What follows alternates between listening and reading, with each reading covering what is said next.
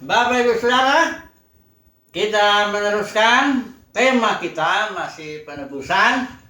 Ini sudah yang kelima dan kita akan bicara tentang dispensasi Musa, ya, 5 kitab Musa itu yang terutama kita akan coba melihat, tapi kita juga akan mengulang sistem imam dalam dispensasi Musa ini. Jadi kembali kita harus mengingat bahwa penebusan itu adalah suatu tindakan Tuhan yang menghapuskan, ya, segala dosa-dosa kita melalui berbagai korban, ya. Melalui berbagai korban Tuhan menghapus segala dosa kita. Tentu kalau korban-korban yang lain itu merupakan simbol, karena darah binatang tidak mungkin, ya, menghapuskan dosa.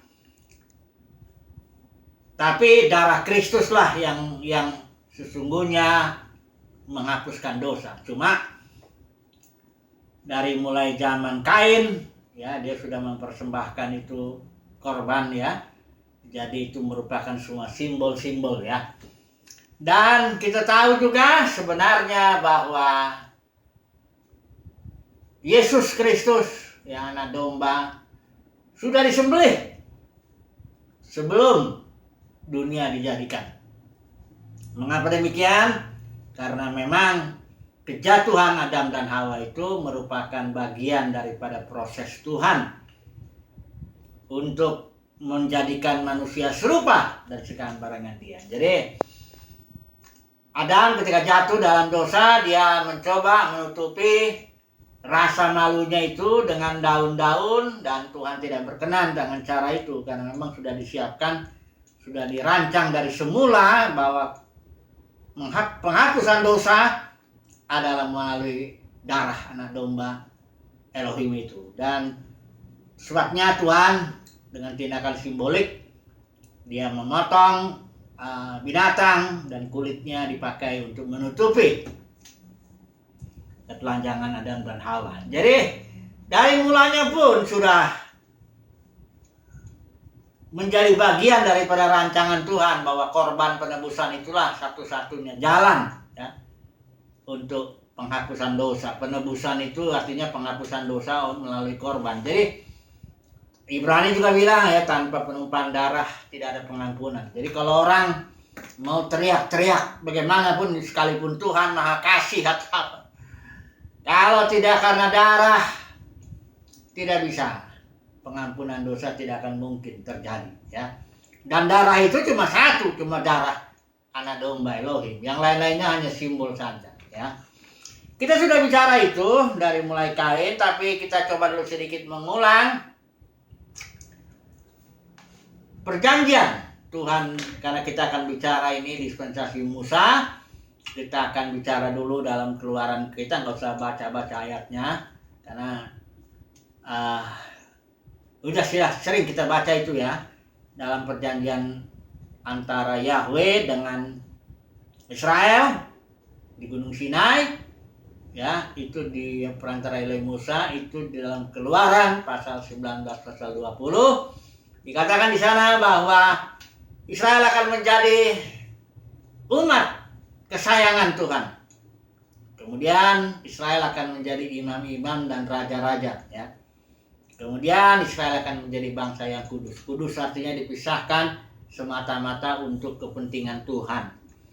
Nah, kita tahu ketika datang firman ini, Musa sampaikan kepada bangsa Israel, dan bangsa Israel menjawab bahwa semua yang difirmankan Tuhan kami akan lakukan. Kemudian Musa naik lagi ke atas gunung dan dia menyampaikan jawabannya itu, jawab orang Israel itu. Tapi sayangnya tidak berapa lama kemudian, itu dalam Keluaran 32 itu, ketika Musa masih di atas gunung, ya, dia menerima 2 loh batu itu, Israel sudah meminta kepada Harun untuk membuat anak lembu emas, karena dia melihat Musa berlambat-lambat untuk turun dari gunung, dan dia tidak tahu, katanya, apa yang terjadi dengan Musa. Ini satu dosa yang sangat fatal sekali, ya. Karena itu Tuhan bilang suruh Musa turun ya. Dan Musa pun begitu marah, dia membanting itu loh batu pecah, ya. Dan Tuhan tidak apa-apa, dibikin ulang lagi karena Musa marah mengungkapkan kemarahan Tuhan. Musa sebagai representatif dari Tuhan, ya. Berbeda ketika Musa ngetok batu itu, dia keluar air, dia marah sama orang Israel. Sebenarnya pada saat itu Tuhan tidak marah, jadi Musa marah, ya, dia tidak menguduskan, tidak memisahkan Tuhan dengan dirinya, ya. Di situ dia membuat kegagalan Musa. Tapi ketika Musa memecahkan dua loh batu itu, Tuhan tidak apa-apa, karena di situ Musa mengekspresikan kemarahan Tuhan kepada bangsa Israel yang langsung meminta anak lembu emas. Nah, ketika itu Tuhan menggerakkan Musa untuk mengatakan begini, siapa yang berpihak kepada Tuhan, keluar mengikut aku, kepadaku, kata Musa begitu, ya. Karena dalam perkemahan itu sudah sangat cemar oleh anak lembu emas itu. Ketika Musa mengatakan begitu, kita tahu hanya suku Lewi yang datang mendekat kepada Musa. Hanya suku Lewi lah yang dengan tegas meninggalkan saudara-saudaranya yang sudah dalam penyembahan berhala itu. Hanya suku Lewi yang berpihak kepada Tuhan, ya. Itu sebabnya keimamannya pindah. Yang tadinya seluruh Israel menjadi imam-imam, artinya Israel jadi membawa bangsa-bangsa kepada Tuhan dan membawa Tuhan kepada bangsa-bangsa, karena imam ini perantara. Tapi karena kegagalan lembu emas, akhirnya keimaman itu beralih menjadi hanya suku Lewi saja, ya. Nah, ini kejatuhan Israel di Gunung Sinai, ya. Ketika loh batu itu, loh perjanjian itu baru diterima di situ, ya. Nah, jadi generasi pertama inilah dia kegagalannya. Ada 3 sebenarnya, dia sungut-sungut, ya. Keimamannya juga gagal, waktu 12 pengintai juga dia gagal lagi, ya, di situ. Nah, oke, sekarang kita akan masuk kepada korban, ya. Peraturan korban, ya, secara khusus adanya di kitab Imamat, ya. Tapi kita akan secara garis besar lah, katakan begitu, ya, secara cepat kita melihat 5 kitab Musa ini. Karena ini 5 kitab Musa inilah sebenarnya menjadi dasar Pentatukh, itu dibilang dasar daripada, ya, bisa dibilang dasar daripada seluruh Alkitab itu, ya ini 5 kitab Musa ini, di mana di sini diceritakan lah tentang Israel itu, ya, sebagai bangsa pilihan Tuhan. Mari kita melihat dengan cepat, ya. Saya selalu menggunakan, jadi kita akan baca begini. Kejadian, Keluaran, Imamat, Bilangan, Ulangan, kita akan analisis, ya. Berdasarkan tema-tema utamanya itu, nanti kita akan melihat secara khusus kitab Imamat, ya. Nah, jadi kita diharapkan, ya, melalui share ini, Bapak Saudara bisa melihat secara garis besar apa yang terjadi dengan bangsa Israel pada waktu itu, ya. Nah, kita harus mulai dulu dari kitab Kejadian, ya. Ini kitab Kejadian ini juga menjelaskan dari mana asal-usulnya Israel itu, ya. Nah, mari kita melihat. Saya menggunakan prinsip trilogi untuk menganalisis. Jadi begini, Bapak Saudara, saya paling senang kalau meneliti Alkitab dengan metode buku per buku, ya. Ya, metode survei atau apa, orang terserah aja menyebutnya. Tapi saya senang mempelajari Alkitab itu buku per buku, ya. Karena Alkitab ini seperti perpustakaan, ada 66 buku, jadi beda-beda. Karena penulisnya Roh Kudus sama, ya, jadi dia ada benang merahnya gitu. Tapi buku-buku ini berbicara dengan tema-tema yang berbeda, ya, dengan tekanan-tekanan yang berbeda. Nah, misalnya Kejadian, kita mulai dulu, ya. Kejadian. Nah, uniknya 5 kitab Musa ini selalu kalimat pertama itulah yang membukakan sebenarnya kitab itu kitab apa. Misalnya Kejadian, ya. In the beginning, ya, dalam bahasa Inggris itu istilah Ibrani-nya Bereshit. Bereshit itu in the first fruit, ya, buah sulung sebenarnya, ya. Jadi kitab Kejadian ini bisa dikatakan, ya, buah sulungnya sebelum nanti ada buah-buah berikut, atau dia itu permulaan sesuatu. Permulaan segala sesuatu itu adanya di kitab Kejadian ini. termasuk permulaan bangsa Israel itu, ya. Ini saya memilahnya dengan prinsip trilogi, karena dalam Amsal 22 ayat 20 itu dibilang di situ Tuhan berbicara secara excellent itu dengan 3 kali.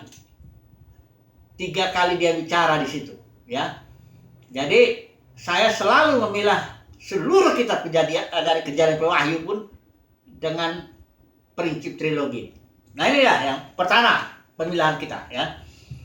Untuk kitab Kejadian, ya, itu penciptaan dari pasal 1 sampai selesai di pasal 1, ya.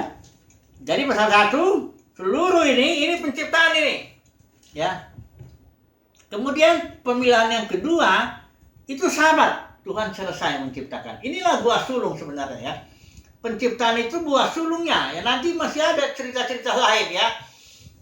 Nah, istirahat dulu Tuhan di sahabat, ya. Pasal 2 itu ayat 1 sampai ketiga, sahabat, ya. Baru sambung lagi yang bagian ketiga itu toledot, atau kalau ini dibilang silsilah, atau generasi, atau keturunan, ya. Ini ada 10 toledot, ya, dari mulai pasal 2 ayat 4 itu sampai pasal 50 Kejadian ini ada 10 toledot, ya. Nah, 10 toledot ini sebenarnya yang terakhir itu toledot yang terakhir itu keturunannya itu Yakub yang diceritakan, silsilah Yakub, ya. Ini kita, jadi kira-kira kita Kejadian begini. Yang pertama sebagai buah sulung ciptaan dulu. Bagian kedua Tuhan istirahat, ya. Bagian ketiga inilah toledot, keturunan, silsilah, generasi. Mulai dari generasi langit dan bumi sampai generasi Yakub, ya. 10 generasi toledot, ya. Oke, sekarang kita masuk langsung ke kitab Kejadian Keluaran, ya. Coba dulu kita Keluaran. Ini sebenarnya kitab apa ini? Keluaran ini, ya. Lihat di pasal 1 ayat 1-nya itu, di situ kuncinya, ya. Nah, ini di dalam terjemahan bahasa Indonesia begini. Dan inilah nama anak-anak Israel. Dalam bahasa Inggris, now these are the names. Enggak dibilang Israel, pokoknya now these are the names. Atau istilah Ibrani, We'eleh Shemot. Ini artinya buku ini, Keluaran ini, menceritakan anak-anak Yakub, bukan silsilah Yakub lagi. Anak-anaknya Yakub yang 12 itu, yang adalah bangsa Israel. Jadi, inilah nama-nama yang 12 itu. Sekaligus ceritanya di kitab Keluaran ini. Jadi sebenarnya kitab Keluaran ini kitab yang menceritakan 12 orang anak Yakub itu ini mulai dari Mesir ke Sinai. Itu saya ambil yang pertama, ya, mulai dari Mesir ke Sinai. Coba kita lihat dari pasal 1 sampai ke Sinai itu pasal 18. Ya, perjalanan, ya, Israel, anak-anak Yakub dari Mesir ke Sinai. Ya, karena di Sinai ini perjanjian itu. Kemudian Israel di Sinai ini Israel itu berdiam 11 bulan kurang lebih di Sinai. Karena di sana lah Musa Israel mengadakan perjanjian. Itu sebenarnya hanya sudah gagal aja Israel di situ bikin anak lembu emas. Sebenarnya 11 bulan itu disitulah Musa menerima, ya, 2 loh batu, menerima ketetapan dan peraturan baik mengenai kemas suci, mengenai imam, korban-korban dan sebagainya. Semuanya di situ. 11 bulan, ya. Israel menetap di Sinai dari pasal 19 sampai ke pasal 31. Kemudian di pasal 32, di sinilah Israel ini melanggar, ya. Ketika Musa selesai, benar belum selesai juga, ya. Israel sudah melanggar itu membuat anak lembu emas, ya. Ini anak lembu emas, dia apa? Melanggar, ya, di situ, ya. Nah, kemudian akibat ini tetap berjalan, ya, ketetapan itu Tuhan berikan, ya, dan akhirnya di Sinai juga itu selesai pembangunan kemah suci. Ini ya, Tuhan itu baik juga, ya. Tapi kemah sucinya, saudara, banyak orang nggak tahu itu diletakkan tuh di luar perkemahan. Karena ketika Israel itu jatuh ya, pasal 32 ini ya, itu Musa membangun kemah di luar perkemahan ya. Kalau saya lihat di sini nih gambar apanya, Musa membuat kemah pertemuan. Jadi siapa yang mau cari Tuhan datang ke sana. Ya, demikianlah kemah itu sudah berada di luar. Tapi Tuhan berbaik hatilah, nanti kita melihat dia kemahnya tiba-tiba di dalam lagi.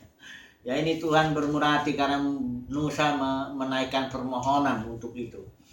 Kemudian selesailah kitab Keluaran ini. Kita masuk kitab Imamat ya, Kejadian, Keluaran, Imamat. Ya, ini kitab apa sebenarnya ini? Banyak orang yang paling tidak suka ini kitab ini ya. Padahal di sini justru peraturan tentang korban itu, tentang imam-imam ini dibukakan di sini. Kitab Imamat itu pasal satunya itu terjemahan bahasa Indonesia ini saya pakai IRT ya. Dibilang sini dan Yahweh memanggil. Ya, ini bahasa Inggrisnya and he called. Istilah Ibraninya wayikra. Tuhan berbicara memanggil dari kemah pertemuan. Karena mulai dari Imamat, kemah pertemuan sudah dibangun. Kemah suci itu ya. Jadi selesai kita keluar sudah dibangun kemah suci itu. Ya. Dan Tuhan bicara dari dalam kemah ini sekarang. Bagaimana dia bicara? Dia bicaranya ada 3 kembali ya. Yang pertama, dia bicara mengenai korban persembahan. Di sini dia. Pasal 1 sampai pasal 7 ya. Itu buat bicara korban persembahan ya. Kemudian pasal 8 sampai pasal 10 ini Taurat tentang imam-imam, syarat-syarat imam nih, karena imam ini juga ada syaratnya juga di sini. Di sini apa? Banyaklah syaratnya, harus dikuduskan pakaiannya dan sebagainya, semuanya di sini ya. 3 pasal ini kita nggak bahas itu, tapi yang penting ada itu syaratnya imam itu ya. Kemudian dari pasal 11 sampai terakhir dia pasal 27 ini Taurat mengenai Bani Israel. Jadi Israel sendiri juga punya aturan sebagai bangsa yang kudus itu ya. Sampai pasal 27. Jadi kitab Imamat ini kita masuk dulu secara khusus korban yang 7 pasal ini ya, nggak mungkin kita bahas semua, tapi yang penting ini. Kitab Imamat ini suatu kitab yang mengajarkan Tuhan memanggil ya dari kemah pertemuan, baik mengajarkan tentang korban pasal 1 sampai pasal 7, tentang imam pasal 8 sampai pasal 10, pasal 11 sampai pasal 27 itu tentang Bani Israel. Ini peraturan ya. Secara khusus ini 7 pasal pertama itu peraturan tentang korban. Ya di sini ada ya. Mulai dari persembahan bakaran ya pasal 1, ada di situ pasal 2 persembahan sajian. Ada juga di situ pasal 2 juga ada pasal 3 persembahan pendamaian ya. Di situ ada persembahan penghapus dosa. Ini tergantung juga kalau yang berdosa rakyat biasa atau kalau yang berdosa itu pemimpin, beda-beda juga ya korbannya ya. Di sini semua diajarkan ya. Ini ada dalam persembahan penghapus dosa jemaat ya. Atau kalau ketika pemuka yang berdosa lain lagi ya. Kemudian di sini ada juga peraturan-peraturan mengenai persembahan ingatan ya, ada juga di sini ya. Ada juga persembahan ini sajian ya udah ya tadi ya. Persembahan bakaran juga ada di sini, penghapus dosa. Ya ini korban persembahan pendamaian, semuanya ya. 7 pasal. 7 pasal menjelaskan tentang korban ya. Baru kemudian tentang imam-imamnya. Nah, kemudian dulu sambung dulu, masih ada. Keluaran, Imamat, baru bilangan ya. Kitab bilangan ini suatu kitab, ini apa ini? Apanya intinya nih? Mari kita melihat dulu bilangan ya. Bilangan itu pasal 1 ayat 1-nya dibilang gini, dan Yahweh berfirman. Ya. Bahasa Inggrisnya and he said. Istilah Ibraninya wayedaber. Wayedaber itu artinya Tuhan berfirman. Di mana? Di padang gurun, in the wilderness. Istilah Ibrani bemidbar, di padang gurun Tuhan berfirman. Apa firman-Nya ini? Nah, kalau di kitab bilangan ini firman-Nya kepada pasal 1 itu pasal 1 itu sampai pasal 13, pasal 12 itu Tuhan bicara di padang gurun Sinai kepada generasi yang pertama. Ya, pasal 1 sampai pasal 12 ya, bicaranya di padang gurun Sinai kepada generasi pertama. Kemudian dijelaskan juga kegagalan generasi pertama itu di pasal 13 sampai pasal 25. Ini dia kegagalannya di apa? Pasal kegagalan generasi kedua ya. Generasi pertama. Kemudian di dataran Moab, padang gurun juga ini ya, di dataran Moab itu. Ini generasi kedua dihitung sekaligus Musa berbicara juga di sini ya, secara apa ya, nasihat-nasihat ya, walaupun secara khusus ini nanti di kitab Ulangan itu Musa. Kitab Ulangan itu sebenarnya kitab di mana Musa berbicara kepada generasi kedua di tahun ke-40 itu. Jadi di sini di kitab Bilangan ini Tuhan berfirman supaya dihitung orang Israel yang sudah mati karena udah 40 tahun ini generasi pertama ya. Pasal 1 pasal 12 berbicara Tuhan kepada generasi pertama, pasal 13 sampai ke pasal yang ke-25 kegagalannya generasi pertama itu mati semua ya selama 40 tahun.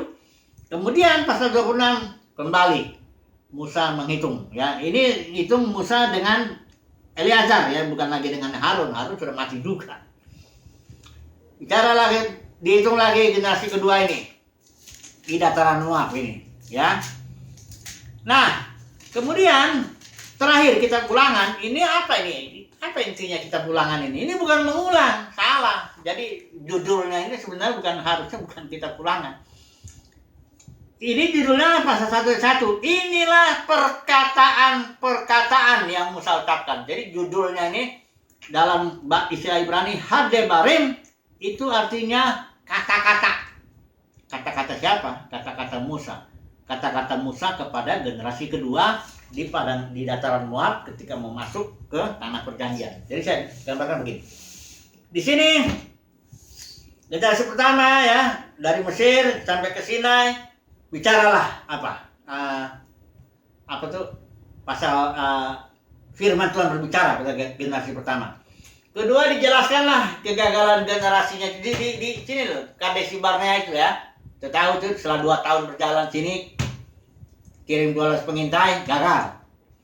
Kemudian generasi kedua itu pertama itu mati dulu di sini selama 40 tahun termasuk Harun. Ya, mati di tahun 40 itu. Kemudian Musa menghitung ulang lagi di dataran Moab di sini ya, dekat itu dengan Kadesi Barnea. Di sinilah Musa menghitung dengan Imam Eleazar ya, anak Harun. Hitung lagi generasi kedua ya. Dan disinilah Musa bicara kitab Ulangan itu. Berbicara kepada generasi kedua ya, menasehati. Nasihatnya bersifat yang pertama historical. Bagian pertama ya, pasal 1 sampai ke pasal yang ke historical pasal 11 ya, pasal 11. Kemudian pasal 12 sampai yang ke pasal 30 itu yang future ya, ke depan Musa ngasih nasihat ya. Musa yang pertama tuh kasih nasihat, ingatlah generasi selama perjalanan kita ini, kasih nasihat ya dengan mengingat 11 pasal itu ya. Pasal 12 sampai pasal 30 itu ke depannya apa yang harus dilakukan di tanah perjanjian itu.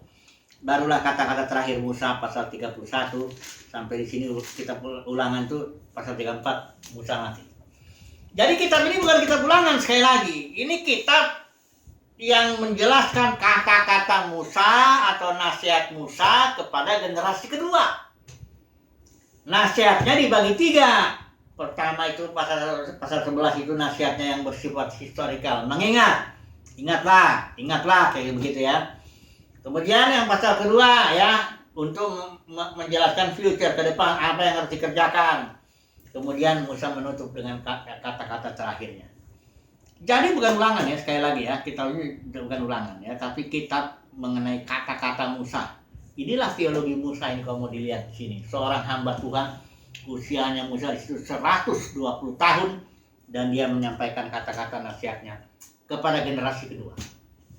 Jadi secara garis besar ya, kita sudah lihat apa yang Tuhan kerjakan kepada bangsa Israel ya, sudah lengkap itu semuanya sebenarnya ya. Baik perjanjiannya sudah, walaupun orang Israel gagal, Tuhan bergerak terus maju. Nah, inilah hebatnya ya rencana Tuhan itu. Tetap rencana Tuhan itu sesuai dengan yang janji Tuhan kepada Abraham. Olehmu dan keturunanmu semua bangsa diberkati. Tetap Tuhan jalan. Generasi pertama gagal, ia masuk lagi Tuhan kepada generasi kedua. Bahkan ketika Musa gagal, Tuhan bangkitkan Yosua untuk masuk lagi. Ya, pokoknya rencana Tuhan jalanlah. Mesti jadi aja ya. Jadi dan secara khusus korban ya, peraturannya saudara bisa baca itu di di kitab Imamat ya, khususnya pasal 1 sampai pasal 7 ya. Itu mengenai korban-korban. Jadi Israel itu tidak boleh sembarangan mempersembahkan korban itu. Sudah ada aturannya. Juga nggak, sudah nanti Tuhan kasih tempat.